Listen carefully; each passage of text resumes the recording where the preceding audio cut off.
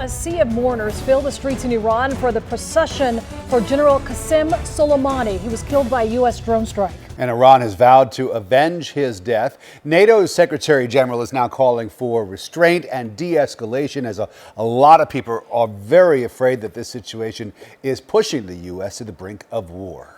And Speaker Nancy Pelosi also trying to put the brakes on the conflict. Later this week, the House will vote on a war powers resolution that limits President Trump's potential military actions. CBS 46's Haley Mason talked to a group that's working to protect the rights of Iranian-Americans here in Atlanta, who say that they're already feeling the impacts of this unrest overseas. Haley.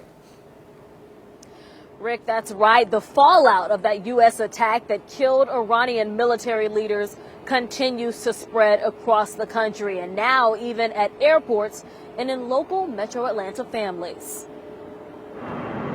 Over the weekend, reports spread that more than 60 Iranian-Americans were held and questioned at a Washington state airport as they tried to get back into the country following an Iranian music concert across the Canadian border. Right now, we are still interviewing people who were detained, preparing to file complaints. The Council on American Islamic Relations is now advising Iranian-Americans to know their rights as tensions grow. If they are contacted by law enforcement out of the blue simply because they're Iranian, make sure to contact us or another civil rights organization for assistance. Don't speak to the federal government in those circumstances without an attorney. Number two, if an Iranian American or someone else is traveling through the airport and they are detained and asked inappropriate questions about their political or religious beliefs, as Americans, they have the right not to answer those questions and to file a complaint. There is actually a vibrant community of Iranians in Atlanta. I spoke with an Iranian-American civil liberties advocate who says this is affecting his family and others in Atlanta as well.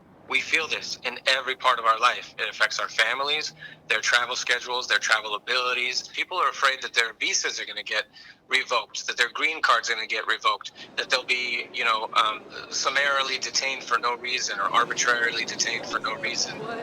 U.S. Customs and Border Patrol has denied detaining the citizens, but CAIR says they want to get in front of it all before matters get worse. We've got to make sure that we nip this in the bud. We don't want to start going down that road to being afraid of our Iranian-American neighbors who are just as American as anyone else and do not pose any threat to us. And CAIR's top goal right now is sending a petition to lawmakers to stop any potential war between Iran and the U.S. That petition is circulating online on their website. But now reporting live at the Atlanta airport, Haley Mason, CBS 46 News.